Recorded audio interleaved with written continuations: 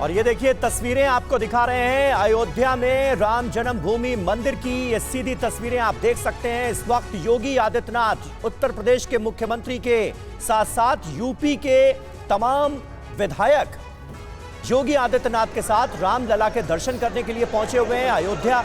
तस्वीरों में आप साफ तौर पर देख सकते हैं गठबंधन सरकार की जो अलग अलग पार्टियां सरकार में शामिल हैं बीजेपी के साथ, उनके रिप्रेजेंटेटिव्स भी आपको इस डेलीगेशन में नजर आएंगे। तमाम पार्टियों के विधायक और यहां तक कि वो पार्टियां जो कि सरकार में शामिल नहीं हैं जैसे बीएसपी और आरएलडी, उसके विधायक भी पहुंचे हुए हैं रामलला के दर्शन के लिए। कांग्रेस पार्टी के विधायक भी इस डेलीगेशन का हिस्सा हैं। प्रीति श्रीवास्तव हमारी सहयोगी इस वक्त मौजूद है हमारे साथ, सीधे उनका रुख करते हैं। प्रीति, तस्वीरें हम देख रहे हैं राम मंदिर अयोध्या से, योगी आदित्यनाथ हमें तस्वीरों में नजर आ रहे हैं और इसके अलावा तमाम पार्टियों के विधायक हैं, लेकिन समाजवादी पार्टी के विधायक नदारद हैं। बिल्कुल, मैं आपको बता दूं कि मुख्यमंत्री योगी आदित्यनाथ अपनी पूरी कैबिनेट के साथ और सभी विधायकों के साथ अयोध्या पहुंच चुके हैं और अब बस कुछ ही देर में राम मंदिर में रामलला के दर्शन करेंगे। जहां तक सपा की बात है तो सपा में अखिलेश यादव ने पहले ही कह दिया था कि जब उनको रामलला बुलाएंगे, जब भगवान राम उनको बुलाएंगे तब वो दर्शन करने के लिए जाएंगे।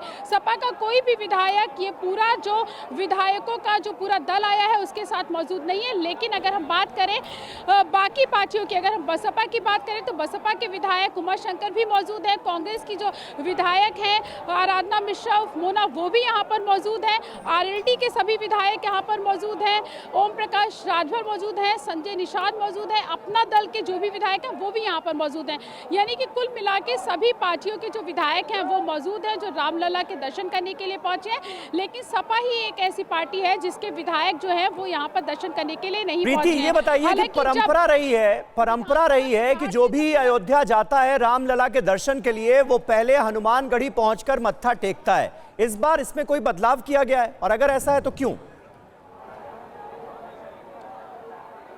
देखिए, बिल्कुल मैं आपको बता दूं कि इस समय हम हनुमानगढ़ी के बाहर ही मौजूद हैं और अभी जो है जो पूरा जो मंत्रिमंडल है, जो पूरा जो विधायकों का जो पूरा वो है, वो अभी राम मंदिर, मुख्य राम मंदिर जो है वहाँ पर वो पहुँचा है। उसके बाद हनुमानगढ़ी के दर्शन करने का भी प्लान है। हनुमानगढ़ी में भी दर्शन करेंगे, रामलला के भी दर्शन करेंगे। हालांकि अभी जो है बस कुछ ही मिनटों पहले जो पूरा जो काफिला है, क्योंकि मुख्यमंत्री योगी आदित्यनाथ जो थे वो पुणे में थे और वहाँ से सीधा अयोध्या एयरपोर्ट पर उतरे और सड़क मार्ग से अयोध्या पहुँचे हैं। लेकिन बाकी जो विधायक थे वो विधानसभा अध्यक्ष की सतीश महाना की उसमें यहाँ पर अयोध्या पहुँचे हैं और सभी लोग जो है वो अयोध्या पहुँच चुके हैं। उसके बाद बस अब जो है दर्शन का कार्यक्रम शुरू होगा। दर्शन करने के बाद में हनुमानगढ़ी भी दर्शन करेंगे और उसके बाद प्रीति बता रही है कि हनुमानगढ़ी में भी दर्शन करने का कार्यक्रम है मुख्यमंत्री योगी आदित्यनाथ का और तमाम विधायकों का। लेकिन देखिए तस्वीरें लगातार आ रही हैं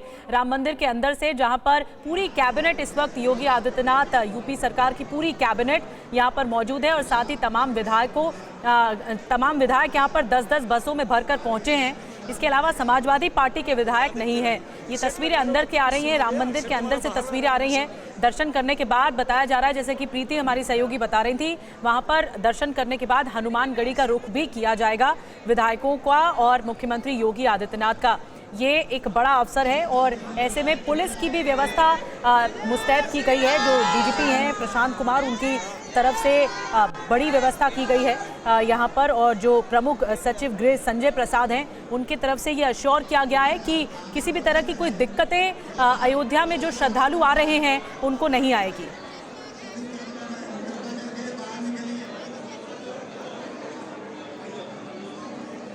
और देखिए हम आपको तस्वीरें दिखा रहे हैं कि रामलला के सामने खुद योगी आदित्यनाथ अपने विधायकों के साथ बैठे हुए हैं और लगातार वहां पे जो बाकी लोग हैं वो भी दर्शन कर रहे हैं। देखिए तस्वीरें ये अयोध्या से है जहां पर आज विधायकों के साथ पहुंचे हैं सीएम योगी आदित्यनाथ। इसके अलावा दूसरी पार्टियों के विधायक भी। हालांकि सबसे खास बात ये कि आज दर्शन के बाद ये सभी लोग दूसरी जगहों पर भी जाएंगे। हमारी सहयोगी भी प्रीति हमें बता रही थी कि देखिए किस तरीके का आज कार्यक्रम रहेगा।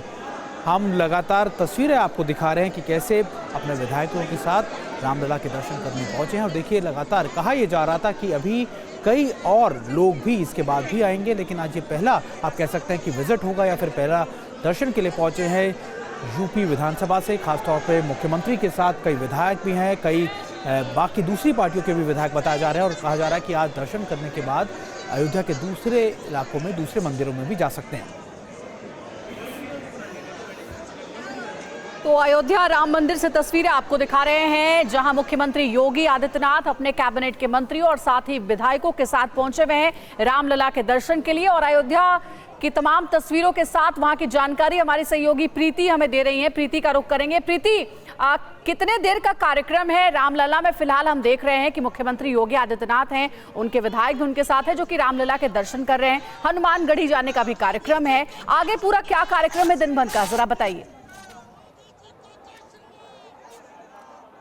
देखिए, मैं आपको बता दूं कि इस समय जो है आप देख पा रहे होंगे हमारे दर्शक कि मुख्यमंत्री योगी आदित्यनाथ अपनी पूरी कैबिनेट के साथ रामलला के दरबार में बैठे हुए हैं और सामने रामलला की अद्भुत मूर्ति है, उसके दर्शन जो है वो यहाँ पर कर रहे हैं। हालांकि जो पूरा जो प्रोग्राम है अभी यहाँ पर दर्शन करेंगे, उसके बाद हनुमानगढ़ी जाने का भी प्रोग्राम है, उसके बाद अयोध्या में यहाँ पर कुछ देर रुकने के बाद में यहाँ से लखनऊ के लिए प्रस्थान करेंगे। मैं आपको बताऊं कि अभी जो है यहाँ पर जो मुख्यमंत्री हैं वो अपनी पूरी कैबिनेट के साथ साथ सभी दलों के जो विधायक हैं वो जो यहाँ से पहुँचे, जो सभी दलों के जो विधायक हैं वो यहाँ पर पहुँचे हुए थे। सतीश महाना की अध्यक्षता में ये पूरा जो प्रोग्राम है, इसको पूरे प्रोग्राम को बनाया गया था और लखनऊ के विधानसभा से 10 बसों के माध्यम से ये सब अयोध्या पहुँचे थे। और अभी जो है अयोध्या पहुँचने के बाद मुख्यमंत्री योगी आदित्यनाथ के साथ में यहाँ पर रामलला के दरबार में दर्शन कर रहे हैं। सभी लोग रामलला के दरबार में बैठे हुए हैं और जैसा मैंने आपको बताया पहले भी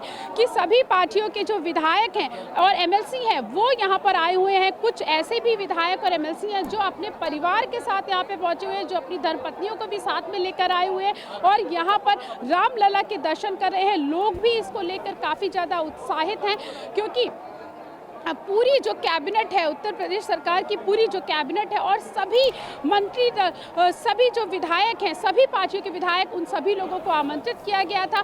403 विधायक और 100 एमएलसी जो है उन सभी को आमंत्रित किया गया था। सभी पार्टियों ने इसमें भाग लिया है, सभी पार्टियों के विधायक यहाँ पहुँचे, लेकिन सपा ही एक ऐसी पार्टी है जिसके जो विधायक हैं जो यहाँ नहीं पहुँचे। हालांकि अखिलेश यादव ने इस पर पहले ही कह दिया था कि हम रामलला के दर्शन करने के लिए जो विधायकों का जो दल जा रहा है उसके साथ नहीं जाएंगे। बाद में जब हमको रामलला बुलाएंगे तो हम अपने परिवार के साथ और अपने विधायकों के साथ हम वहां पहुंचेंगे। लेकिन इसके साथ ही चाहे अपना दल हो, बसपा हो, कांग्रेस हो, चाहे संजय निषाद की पार्टी हो या सुभाष, सभी पार्टियों के जो विधायक हैं वो यहाँ पे पहुंचे हुए, राजा भैया यहाँ पर पहुंचे, सभी पार्टियों के लोग यहाँ पर पहुंचे हुए और रामलला के दर्शन कर रहे हैं। क्योंकि ये जो दर्शन है ये काफ़ी ज़्यादा अहम हो जाता है क्योंकि 500 सालों के इंतज़ार के बाद राम मंदिर का जो रामलला का जो भव्य मंदिर है वो अयोध्या में बनाया गया है और ये जो मौका है ये कोई छोड़ना नहीं चाहता। यहाँ पर भक्तों की भी लंबी लंबी कतारें हैं। बहुत सारे भक्त जो है वो रोज़ यहाँ पे रामलला के दर्शन करने के लिए पहुँचते हैं और जब मौका मिला है मंत्रियों को, विधायकों को एक साथ पूरी योगी कैबिनेट को यहाँ पे दर्शन करने का और साथ ही उत्तर प्रदेश के सभी विधायकों को, चाहे वो किसी भी पार्टी के हों, जब यहाँ पर दर्शन करने का मौका मिला है तो कोई भी जो विधायक है या कोई भी मंत्री इस पल को खोना नहीं चाहता क्योंकि ये एक अद्भुत पल यहाँ पर है जब योगी आदित्यनाथ की पूरी कैबिनेट जो है सभी विधायकों के साथ रामलला के दर्शन करेगी और इस पल को वो किसी भी तरीके से, चाहे कोई भी विधायक को खोना नहीं चाहता। और हालांकि इसीलिए यहाँ पे बहुत सारे ऐसे विधायक भी हैं, बहुत सारे ऐसे एमएलसी भी हैं जो अपने पूरे परिवार के साथ यहाँ पर आए हैं, जो अपनी पत्नियों के साथ यहाँ पे आए हैं। मैं बताऊँ आपको कि जो विधानसभा अध्यक्ष हैं सतीश महाना, वो खुद अपनी धर्मपत्नी के साथ यहाँ पर पहुँचे हुए हैं और भी इसके साथ बहुत सारे विधायक जो हैं वो यहाँ पर अपनी अपनी पत्नियों के साथ पहुंचे हुए हैं। और इसके बाद जब रामलला के दर्शन जब ये सभी लोग कर लेंगे उसके बाद यहाँ पे हनुमानगढ़ी आने का भी कार्यक्रम है।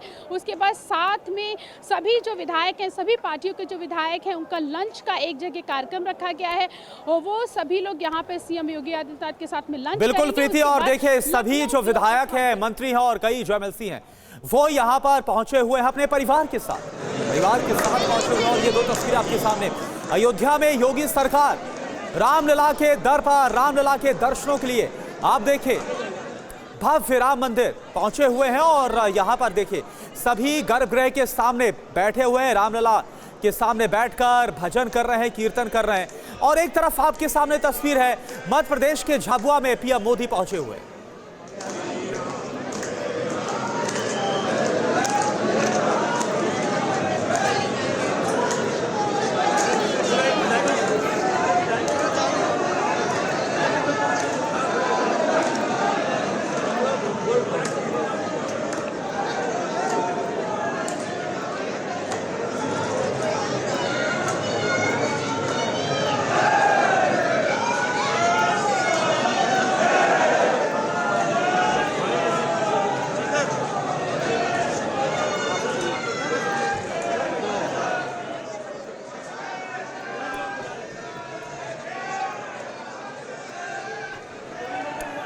तो ये दो तस्वीरें आपके सामने बेहद खास तस्वीरें। एक तरफ प्रधानमंत्री नरेंद्र मोदी जो कि मध्य प्रदेश के झाबुआ पहुंचे और यहां पर 7,300 करोड़ की परियोजनाओं का शिलान्यास और उद्घाटन करने वाले एक बड़ी सौगात। अब ये देखिए ये तस्वीर आपके सामने आप देख पा रहे हैं रामलला और उनके दर्शन करते हुए योगी सरकार और खुद योगी आदित्यनाथ। ये देखिए तस्वीरों में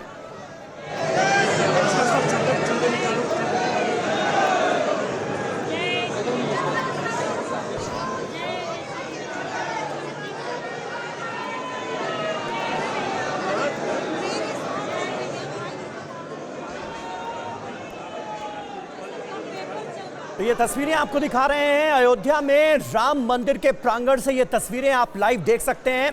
आज का दिन बेहद अहम क्योंकि इसके लिए काफी पहले से तैयारियां की गई थी। सतीश महाना जो कि यूपी विधानसभा के अध्यक्ष हैं, उनके नेतृत्व में आज तमाम पार्टियों के जो विधायक हैं वो रामलला के दर्शन करने के लिए अयोध्या पहुंचे हुए हैं। खास बात यह है कि समाजवादी पार्टी को छोड़कर जो तमाम विपक्षी पार्टियां हैं उनके भी विधायक योगी आदित्यनाथ के साथ आज मौजूद हैं रामलला के दर्शन करने के लिए। वो सतीश महाना जो कि विधानसभा के अध्यक्ष हैं उनके नेतृत्व में अयोध्या पहुंचे हैं। इस वक्त दर्शन हो रहा है और जानकारी ये मिल रही है कि रामलला के दर्शन करने के बाद ये सभी विधायक अयोध्या के मशहूर हनुमानगढ़ी मंदिर जाएंगे और वहां पर पूजा अर्चना करेंगे। ये तस्वीरें आपको दिखा रहे हैं। और अब देखिए दर्शन के बाद जो सीएम योगी आदित्यनाथ हैं वो मंदिर से बाहर आते हुए अधिकारियों से बात करते हुए तस्वीरों में आपको नजर आ रहे हैं। यूपी के मुख्यमंत्री योगी आदित्यनाथ, दोनों डिप्टी सीएम केशव प्रसाद मौर्य और ब्रजेश पाठक उनके साथ हैं। साथ ही साथ मंत्रिमंडल के तमाम सहयोगी उनके साथ हैं। बीजेपी के सारे विधायक और वो तमाम पार्टियां जो कि इस वक्त सरकार में शामिल हैं उनके विधायक मौजूद हैं। और अगर सरकार में शामिल पार्टियों से इतर बात की जाए तो आरएलडी, कांग्रेस और बीएसपी के विधायक भी इस डेलीगेशन का हिस्सा हैं। लेकिन समाजवादी पार्टी के एक भी विधायक नहीं पहुंचे रामलला के दर्शन करने के लिए क्योंकि समाजवादी पार्टी ने यह फैसला किया है कि अखिलेश यादव और समाजवादी पार्टी के जो बाकी तमाम विधायक हैं वो दर्शन के लिए बाद में जाएंगे। यूपी के मुख्यमंत्री योगी आदित्यनाथ को लगातार आप देख रहे हैं दर्शन कर लिए हैं रामलला के तमाम विधायकों ने, मंत्रियों ने और अब आगे का कार्यक्रम की ओर आगे बढ़ा जा रहा है। जो जैसा कि हमारे सहयोगी बता रहे हैं क्योंकि रविवार की छुट्टी की वजह से अयोध्या इस वक्त हाउसफुल है।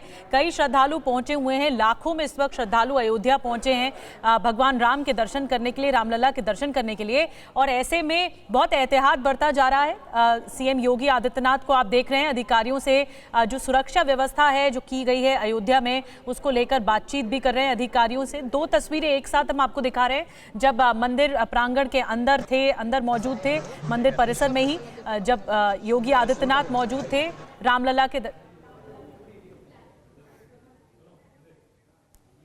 वहां पर जो श्रद्धालु हैं उनसे भी बातचीत की जा रही है योगी आदित्यनाथ की तरफ से। जो तमाम सुरक्षा व्यवस्था है उसका जायजा भी लिया जा रहा है। आगे जो बताया जा रहा है, पहले ये कहा जा रहा था कि हनुमानगढ़ी का जो कार्यक्रम है वो कैंसिल है क्योंकि भीड़ बहुत ज्यादा है अयोध्या में, लेकिन हमारी सहयोगी कुछ देर पहले ये बता रही थी प्रीति श्रीवास्तव कि अभी कार्यक्रम है उनका हनुमानगढ़ी जाने का, विधायकों का, मंत्रियों का, योगी आदित्यनाथ का। अब देखना होगा कि आगे की ओर जो कार्यक्रम बढ़ रहा है क्या कुछ तस्वीरें सामने आती हैं। लेकिन ये देखिए ये तस्वीरें आ गई हैं जब तमाम विधायक मंत्री बाहर निकलते हुए राम मंदिर की सीढ़ियों से बाहर आते हुए आप देख रहे हैं विधायकों को, मंत्रियों को। तमाम पार्टियां शामिल हैं, बीजेपी तो शामिल है ही, एनडीए शामिल है, एनडीए में जो सहयोगी हैं, साथ ही आरएलडी है, बीएसपी है और कांग्रेस के विधायक हैं। लेकिन जो एक पार्टी जिसके विधायक नहीं हैं वो है समाजवादी पार्टी। और हालांकि जब विधायक रवाना हो रहे थे अयोध्या की ओर तो समाजवादी पार्टी के अध्यक्ष अखिलेश यादव ने एक्स पर पोस्ट करके तंज भी कसा है इशारों में। समाजवादी पार्टी पर सवाल उठ रहे हैं कि क्यों उनके विधायक नहीं इस दर्शन के लिए शामिल हुए हैं।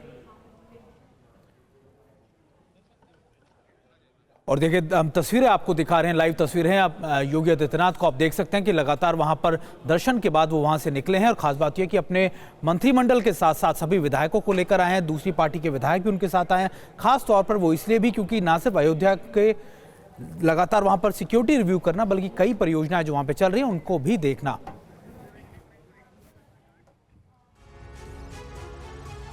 और अब खबरों में आगे बढ़ेंगे। बड़ी खबर है, पुणे के गीता भक्ति महोत्सव में बोले सीएम योगी आदित्यनाथ, हमारी पहचान मुगलों से नहीं, औरंगजेब को अब कोई नहीं पूछता। अयोध्या में भव्य राम मंदिर बना, 500 सालों की गुलामी खत्म हुई।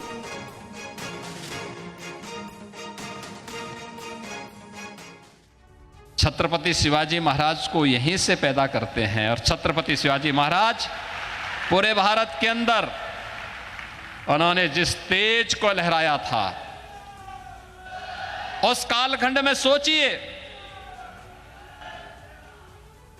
औरंगजेब की सत्ता को चुनौती देते हुए औरंगजेब को उन्होंने तड़पने और मरने के लिए ऐसा छोड़ दिया कि आज तक कोई पूछ नहीं रहा है। यह अद्भुत शौर्य और पराक्रम की धरती है।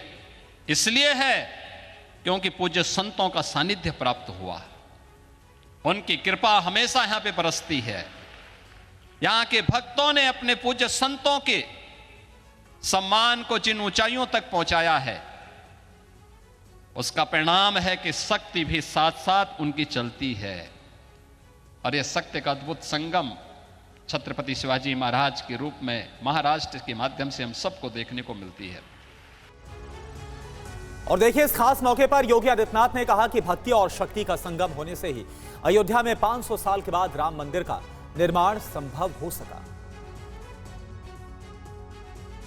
यहां पे तो शक्तियां भी जुड़ रही हैं और पूज्य संतों के माध्यम से भी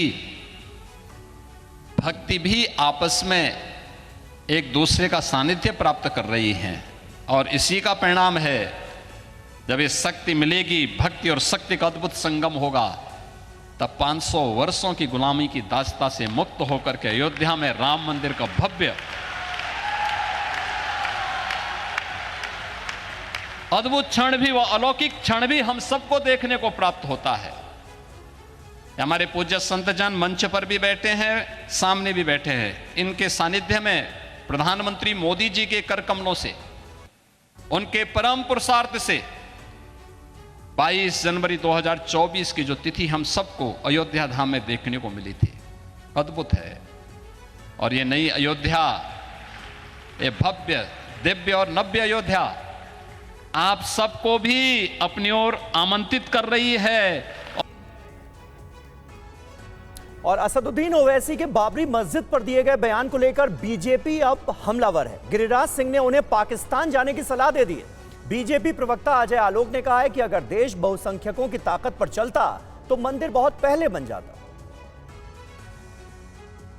देखिए, ओवैसी साहब एक ऐसे व्यक्ति हैं जिनके अंदर, मैं शुरू से कहता हूं, नफरत के सिवा उनके पास कुछ नहीं है। आज काश ऐसे लोग अगर पाकिस्तान चले गए होते 47 में, तब उनको आता। आज पाकिस्तान के लोग नरेंद्र मोदी की सरकार चाहते हैं, नरेंद्र मोदी की विकास चाहते हैं, और ओवैसी भारत में पाकिस्तान चाहते हैं। हम सिर्फ मुसलमान समुदाय को नहीं, हम पूरे विश्व के हर समुदाय को संदेश दे रहे हैं कि भारत की सरकार एक ऐसी सरकार है जो बहुलतावाद में नहीं, सबको साथ में लेकर चलने में यकीन रखती है, न्याय व्यवस्था में यकीन रखती है, लोकतांत्रिक प्रणाली में यकीन रखती है। इसलिए ये लड़ाई हमने इतनी लंबी लड़ी। नहीं तो अगर बहुसंख्यकता का सवाल होता पता नहीं राम मंदिर कब का बन जाता। भारत एक ऐसा देश है जहाँ सभी धर्म, सभी संस्कृति के लोग मिलजुल के रह सकते हैं और अपनी बातों को मजबूती से रख सकते हैं और न्यायिक प्रणाली के तहत अपने लिए न्याय ले भी सकते हैं। दरअसल कल असदुद्दीन ओवैसी ने पूछा था सदन में, क्या मोदी सरकार किसी धर्म विशेष की सरकार है, जिसके बाद से ही सियासी बवाल मचा हुआ है। मेरी फिक्र में मेरा ईमान मुझे कहता है कि जिस जगह पर मस्जिद थी, है और रहेगी, बाबरी मस्जिद है और रहेगी, बाबरी मस्जिद जिंदाबाद, जिंदाबाद, भारत जिंदाबाद, जय हिंद। AIMIM अध्यक्ष असदुद्दीन ओवैसी के इसी बयान के बाद से सियासी संग्राम मचा है। कल संसद में राम मंदिर पर धन्यवाद प्रस्ताव के दौरान ओवैसी ने सिर्फ बाबरी जिंदाबाद नहीं कहा, बल्कि सरकार से ये भी पूछ लिया कि मौजूदा सरकार क्या किसी धर्म विशेष की सरकार है। मैं ये पूछना चाह रहा हूं कि क्या मोदी सरकार एक समुदाय, एक मजहब की सरकार है या पूरे देश के मजाहिब को मानने वालों की सरकार है, जिसको नहीं मानते उनकी सरकार है? हमको बता दीजिए, क्या मोदी सरकार सिर्फ एक फिक्र और नजरिया हिंदुत्व की सरकार है? क्या इस देश का, इस गवर्नमेंट ऑफ इंडिया का कोई मजहब है? और चलिए इस बीच एक बड़ी खबर भी आ रही है कि हल्द्वानी हिंसा के एक और आरोपी पर बड़ी खबर आ रही है। कहा जा रहा है कि समाजवादी पार्टी के बड़े नेता मतीन सिद्दीकी का भाई है गिरफ्तार आरोपी जावेद, और जावेद का हिंसा के दिन का एक वीडियो भी सामने आया, जिसके बाद इसके आधार पर जावेद की गिरफ्तारी भी की गई है और पुलिस को धमकाने का वीडियो ये सामने आया। कहा जा रहा है कि अभी एसपी के उत्तराखंड प्रभारी हैं मतीन सिद्दीकी और कांग्रेस सरकार में राज्य मंत्री भी रह चुके हैं मतीन सिद्दीकी। और देखिए इस खबर पर हमारे साथ हमारे सहयोगी पुनीत शर्मा भी जुड़ गए। पुनीत, देखिए पहले ये कहा जा रहा था कि सिर्फ रोहिंग्या एंगल है, लेकिन अब ये समाजवादी पार्टी के नेता के भाई की गिरफ्तारी या फिर उसके बारे में संदिग्ध चीजें सामने आना, इसको लेकर किस तरीके से इन्वेस्टिगेट किया जा रहा है? देखिए, पुलिस ने जिन 5 लोगों को गिरफ्तार किया है इन्वेस्टिगेशन के दौरान, उनमें एक नाम जावेद का भी है। और जब इन्वेस्टिगेशन आगे बढ़ी तो पता चला कि जावेद मतीन का भाई है। मतीन समाजवादी पार्टी का उत्तराखंड का जो प्रभारी है। इसके अलावा जावेद वो शख्स है जो वीडियो सामने आया जिसमें 8 फरवरी को जब नगर निगम की टीम और पुलिस की टीम मौके पर डेमोलिशन करने गई थी तो जावेद ने पूरा विरोध प्रदर्शन किया था। कार्यकर्ता बताया जा रहा है समाजवादी पार्टी का, और पुलिस अब पूरे मामले में और ज़्यादा इन्वेस्टिगेशन को आगे बढ़ा रही है। रोहिंग्याओं का भी नाम सामने आ रहा है कि करीब 5000 के आसपास जो रोहिंग्या इस बनभूलपुरा इलाके के आसपास रहते हैं, वो लोग भी आए थे और उन लोगों ने भी यहां पर हिंसा की और फिर चले गए। तो बांग्लादेशी अवैध रूप से जो रह रहे हैं रोहिंग्या जो है, उनके ऊपर भी अब पुलिस इन्वेस्टिगेशन की दिशा को आगे बढ़ा रही है। और इसीलिए कल एक बार फिर जबरदस्त छापेमारी बनभूलपुरा इलाके में की गई और करीब 30 और लोगों को हिरासत में लिया गया। और यही वजह है कि अब जो हिरासत में लिए गए लोगों की संख्या वो बढ़कर लगभग 100 तक पहुंच चुकी है। पुलिस की करीब 10 टीमें जो उपद्रवी थे, जो यहां से अंधेरे का फायदा उठाकर के 8 फरवरी की रात को अलग अलग जगह चले गए थे, उनकी तलाश में वो लोग बरेली, मुरादाबाद, रामपुर और इसके अलावा गाजियाबाद, दिल्ली और कई दूसरे राज्यों में भी पुलिस की जो टीम है वो लगातार फिलहाल छापेमारी कर रही है। प्रशासन का कहना है सबसे पहला काम उपद्रवियों को गिरफ्तार करना और इलाके में शांति व्यवस्था बनाए रखना। ठीक है पुनीत, इलाके में शांति व्यवस्था बनाए रखने की बड़ी चुनौती है पुलिस प्रशासन के सामने। और जो जानकारी आप दे रहे थे उसी से जुड़ी बड़ी खबर आ रही है। हल्द्वानी हिंसा पर अपडेट है। दंगे में रोहिंग्या मुस्लिमों की भूमिका की जांच भी की जाएगी। अवैध रूप से रह रहे बांग्लादेशियों से भी पूछताछ होगी। बनभूलपुरा में अवैध रूप से रहते हैं 5000 रोहिंग्या। ये बहुत बड़ी जानकारी मिली है और इस पूरे दंगे में अब रोहिंग्या मुसलमानों का एंगल सामने आया है।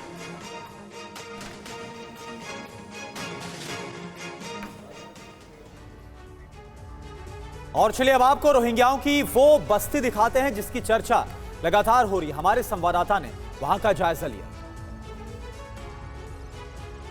हल्द्वानी के बनभूलपुरा में हुई हिंसा में अब पुलिस रोहिंग्या और बांग्लादेशी मुसलमानों की भूमिका की भी जांच कर रही है, जो कि बड़ी संख्या में यहां बसे हुए हैं और आज से नहीं लंबे समय से, कई दशक से वो इस जगह पर अवैध कब्जा करके रह रहे हैं। इस वक्त मैं हल्द्वानी रेलवे स्टेशन पर मौजूद हूं और रेलवे की जमीन पर किस तरह से ये हजारों की संख्या में कब्जा करके रहते हैं, झुग्गी बना के रहते हैं, उसकी तस्वीरें हम दिखाएंगे आपको। कैमरामैन रोहित से मैं रिक्वेस्ट करूंगा कि आप ये तस्वीरें दिखाइए। देखिए कैसे सैकड़ों की संख्या में इस जगह पर लोग लंबे समय से रह रहे हैं और रहते कहां हैं वो भी तस्वीरें आप दिखाइए कि प्लास्टिक और बांस बल्ले से बने इन तंबुओं में ये लंबे समय से यहाँ पर रह रहे हैं। अब जब बनभूलपुरा में हिंसा भड़की और पुलिस ने लोगों को चिन्हित करके जांच शुरू की, दबिश बनानी शुरू की, तो यहाँ से कई लोग भागते हुए भी इन्हीं रेलवे ट्रैक्स पर पकड़े भी गए हैं। कुछ आरोपियों को देर रात भी यहाँ से हिरासत में लिया गया है। बहरहाल पुलिस तमाम लोगों की भूमिका की जांच कर रही है, लेकिन एक बड़ा अपडेट इसमें यही है कि बड़ी संख्या में यहां से भी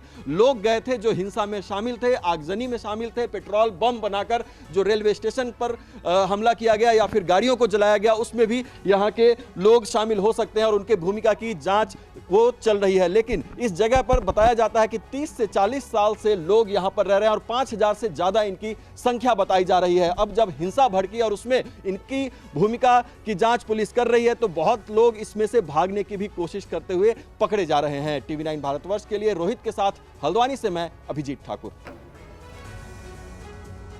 तो हल्द्वानी हिंसा की इन्वेस्टिगेशन लगातार जारी है। हिंसा के गुनहगारों की तलाश तेज कर दी गई है। पुलिस की 10 टीमें दूसरे राज्यों में कर रही हैं छापेमारी। कई उपद्रवी हल्द्वानी छोड़कर दूसरे राज्यों में छिपे हुए हैं, ये जानकारी मिली है। उपद्रवियों के रिश्तेदारों से भी पुलिस पूछताछ कर रही है।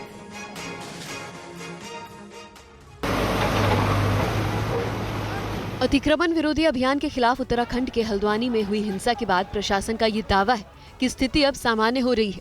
बनभूलपुरा को छोड़कर सभी क्षेत्रों में कर्फ्यू हटा दिया गया है। हिंसा प्रभावित क्षेत्र के कुछ हिस्सों में सुरक्षा अधिकारी तैनात किए गए हैं। आज सुबह से ये कर्फ्यू प्रभावित बनभूलपुरा को छोड़कर हल्द्वानी शहर में इंटरनेट सेवा बहाल कर दी गई है, लेकिन गलत इस्तेमाल करने वालों पर प्रशासन की नजर होगी। इधर शहर के बाहरी इलाके में कल भी स्कूल बंद रहेंगे। वहीं प्रशासन के मुताबिक आज होने वाली परीक्षा के लिए निर्धारित स्थलों पर सुरक्षा की पुख्ता व्यवस्था की गई है। जिलाधिकारी के निर्देश पर स्वास्थ्य सुविधा के लिए हेल्पलाइन नंबर भी जारी किए गए हैं। ACMO का नंबर है 9410167445 और डॉक्टर अजय और डिस्ट्रिक्ट इम्यूनाइजेशन अधिकारी का नंबर है 9412120155। आपात स्थिति के लिए लोग स्वास्थ्य विभाग के इन नंबरों पर संपर्क कर सकते हैं। दूसरी ओर 8 फरवरी को हिंसा में शामिल उपद्रवियों की तलाश में पुलिस की 10 टीमें दूसरे राज्यों में लगातार छापेमारी कर रही है। उपद्रवियों के रिश्तेदारों से भी पूछताछ जारी है और लगातार उपद्रवियों की तलाश भी की जा रही है। हल्द्वानी हिंसा के गुनहगारों की तलाश में छापेमारी भी हो रही है। अब प्रशासन का काम उपद्रवियों को पकड़ना और इसीलिए इन्वेस्टिगेशन में काफ़ी तेज़ी की जा रही है। 10 से ज़्यादा टीमें उन उपद्रवियों की तलाश में उत्तराखंड से बाहर जा रही हैं जो लोग यहां पर 8 फरवरी की रात को हिंसा करने के बाद अंधेरे का फायदा उठाकर यहां से चले गए थे। टीमें बरेली, मुरादाबाद, पश्चिमी उत्तर प्रदेश के कई जिले, दिल्ली और दूसरे राज्यों में भी उपद्रवियों की तलाश कर रही है। दरअसल पुलिस के पास कई ऐसे वीडियो हैं जिसमें उपद्रवियों के चेहरे साफ हैं। अब पुलिस लगातार बनभूलपुरा इलाके में छापेमारी कर रही है, दिन में भी छापेमारी कर रही है और कल देर रात भी बनभूलपुरा इलाके में पुलिस ने छापेमारी की। जो आरोपी उपद्रवी हैं उनके रिश्तेदारों से भी पूछताछ की जा रही है और मोबाइल फोन के सर्विलांस के जरिए उन तक पहुंचने की कोशिश की जा रही है। फिलहाल जो मुख्य आरोपी है अब्दुल मलिक, उसका बेटा और उनकी भी इस पूरे मामले में तलाश की जा रही है। 5 आरोपियों को गिरफ्तार किया गया, 50 से ज्यादा भी हिरासत में लिए गए हैं, 3 FIR दर्ज है।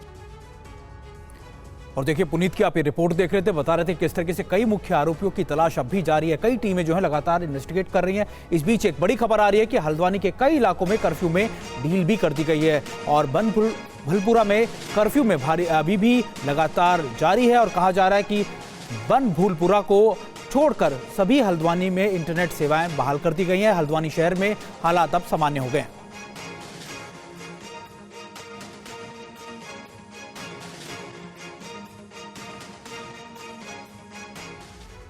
हल्द्वानी के बनभूलपुरा में हिंसा के तीसरे दिन भी कर्फ्यू लगातार बरकरार है और हम इस वक्त बनभूलपुरा में ही मौजूद हैं। आपको तस्वीरें दिखाएं, आप देख सकते हैं कि यहाँ पर अर्धसैनिक बल और यहाँ के स्थानीय पुलिस की तैनाती आपको लगातार दिखाई देगी और कर्फ्यू में किसी भी तरह की ढील बनभूलपुरा में फिलहाल नहीं दी गई है। हल्द्वानी के अन्य इलाकों में कर्फ्यू में ढील जरूर दी गई है और कुछ इलाकों में आंशिक रूप से इंटरनेट सेवा भी शुरू कर दी गई है, लेकिन बनभूलपुरा में प्रशासन की सख्ती लगातार बरकरार है, क्योंकि उनका ये असेसमेंट है कि स्थिति तनावपूर्ण एक बार फिर से हो सकती है ढील देने पर, इसलिए कर्फ्यू में किसी तरह की ढील नहीं दी गई है। लोगों को जरूरी काम के लिए प्रशासन जो है अपनी तरफ से मदद दे रहा है। राशन, दूध या अन्य जरूरी सामान, मेडिकल सुविधाएं उन तक पहुंचाई जा रही हैं, लेकिन प्रशासन ने लोगों को घरों से बाहर निकलने के लिए मना किया। यहां तक कि लोगों को बालकनी से भी बाहर निकलना अभी यहां पर प्रतिबंधित है। आप देख सकते हैं कि तमाम दुकानें आपको यहां पर बंद दिखाई देंगी और गलियों में यहां पर आपको सन्नाटा पसरा हुआ दिखाई देगा। और मध्य प्रदेश की झाबुआ की तस्वीर आपको दिखाते हैं, जहां आज प्रधानमंत्री नरेंद्र मोदी का कार्यक्रम है। ये देखिए, अब मन से तस्वीरें आप देख रहे हैं। 7,000 करोड़ से भी ज्यादा की परियोजनाओं का शिलान्यास प्रधानमंत्री नरेंद्र मोदी के हाथों हो रहा है। मध्य प्रदेश के झाबुआ में पीएम मोदी पहुंचे हुए हैं, वहां से ये लाइव तस्वीरें आपको दिखा रहे हैं। मध्य प्रदेश की 29 लोकसभा सीटों को टारगेट करते हुए प्रधानमंत्री का यहां पहुंचना बीजेपी कार्यकर्ताओं में जोश भरने का काम कर रहा है और साथ ही कहा जा रहा है कि चुनाव को देखते हुए पीएम मोदी का मध्य प्रदेश का ये दौरा बेहद अहम है। ये देखिए, मुख्यमंत्री मोहन यादव भी आपको नजर आ रहे होंगे मंच पर, और आज ये कार्यक्रम झाबुआ में प्रधानमंत्री नरेंद्र मोदी का हो रहा है।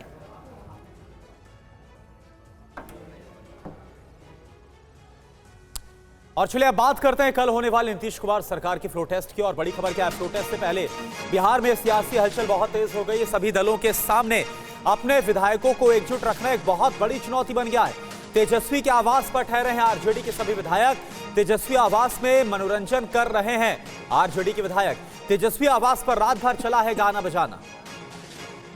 आरजेडी नेता तेजस्वी यादव के आवास पर आरजेडी के तमाम विधायक संगीत का लुत्फ उठा रहे हैं। सर्दी से बचने के लिए अलाव का भी इंतजाम है। 12 फरवरी को फ्लोर टेस्ट से पहले आरजेडी अपने तमाम विधायकों को टूटने से बचाना चाह रही है। यही वजह है कि मीटिंग के बाद सभी विधायकों को तेजस्वी के आवास पर ही रोक लिया गया और उनके खाने पीने का भी इंतजाम कर दिया गया। तेजस्वी के आवास के बाहर सुरक्षा के कड़े इंतजाम है, जहां साइकिल पर लाद कर सब्जियां लाई जा रही हैं। यानी फ्लोर टेस्ट से पहले सभी विधायकों को तेजस्वी के 5 देश रत्न मार्ग स्थित घर पर ही खाना पीना और सोना है। आरजेडी की इस तैयारी को जेडीयू डर बता रही है। आवास पर ही सभी विधायकों को रहने के निर्देश दिए जा रहे हैं कि चादर बिछाकर, गद्दा बिछाकर वहीं सोइए, लेकिन अपनी निष्ठा पार्टी के प्रति साबित कीजिए। डर जिनके मन में है वो आपको दिख रहा है कि एक आवास में इतने लोग कैसे रहेंगे। और एक पार्टी है जिसके विधायकों को बाहर शिफ्ट करना पड़ रहा है बहुत समय पहले हैदराबाद। चिंता उनको करनी है, चिंता हमें नहीं करनी है। आरजेडी ने अपने विधायकों को 12 फरवरी के दिन सदन में मौजूद रहने का व्हिप जारी किया है। और फ्लोर टेस्ट से पहले हर पार्टी को अपने विधायकों के टूटने का डर सता रहा है। तेजस्वी के घर पर आरजेडी विधायकों का जमावड़ा यही इशारा कर रहा है। तेजस्वी यादव ने अपने तमाम विधायकों को अपने आवास में एक तरह से नज़रबंद कर रखा है। नज़रबंद यानी कि कल तेजस्वी यादव ने अपने तमाम विधायकों को विधायक दल की बैठक कहकर बुलाया था और उसके बाद से उन तमाम विधायकों को ये आदेश, ये निर्देश दिया गया कि आप अपने घर फ़ोन करें। आपको अपना मोबाइल फ़ोन दिया जाता है और अपने घर से अपना बैगेज, अपनी दवाइयाँ और अन्य ज़रूरी जो सामानात हैं उनको यहाँ पे मंगा लें। आपको अगले 48 घंटे तक यहीं पे रहना होगा। फ्लोर टेस्ट के पहले ही आपको यहाँ से मुक्ति विधानसभा के लिए मिलेगी। दूसरी तरफ कांग्रेस अपने 17 विधायकों को लेकर के और हैदराबाद में जमी है, जो आज देर शाम वो बिहार पहुँचने के बाद, पटना पहुंचने के बाद वो तेजस्वी यादव के सीधे आवास तक पहुंचेंगे। भारतीय जनता पार्टी को भी चिंता सता रही है। वो भी प्रशिक्षण के नाम पर अपने तमाम विधायकों को बोधगया में जुटा करके रखी हुई है, जहां से 2 विधायक नदारद हैं। रश्मि वर्मा और सिवान जिले के एक विधायक भी वहां नहीं पहुंचे हैं। और इस बीच फ्लोर टेस्ट से पहले आरजेडी नेता मृत्युंजय तिवारी का भी बड़ा बयान आया है। राष्ट्रीय जनता दल आरजेडी में टूट का खतरा नहीं है, सभी विधायक अपने नेता के आवास पर हैं। आरजेडी की तरफ से कहा गया कल कुछ बड़ा होगा, ये भी कहना है मृत्युंजय तिवारी का। भागो पकड़ो, यह हाल है राष्ट्रीय जनता दल का कि दल के विधायकों पर भरोसा नहीं, घटक दल को भरोसा नहीं। घटक दल अपने विधायक को लेकर चला गया तेलंगाना, वहाँ धोती पहना करके घुमा रहा है। तो हम तो उम्मीद यह करते हैं कि कल राष्ट्रीय जनता दल और उसके घटक दल को हिम्मत करके यह बोलना चाहिए कि खेला होवे नहीं, खेला उनके साथ हो गया, कल यह दिखाई पड़ेगा। बिहार के माननीय विधायकों ने ठाना है कि बिहार के भविष्य को बचाना है तो तेजस्वी सरकार बनाना है, और ये जो सरकार एनडीए की बनी है इसके भविष्य का नहीं कोई ठिकाना है। तो ये तो देखिए अब आगे आगे होता है क्या, ये सबको पता है कि जो खेला शुरू किया गया उसका अंत होगा और खेल अभी बहुत बाकी है। तो कल तो पता ही चल जाएगा, ये सरकार 24 घंटे की मेहमान है।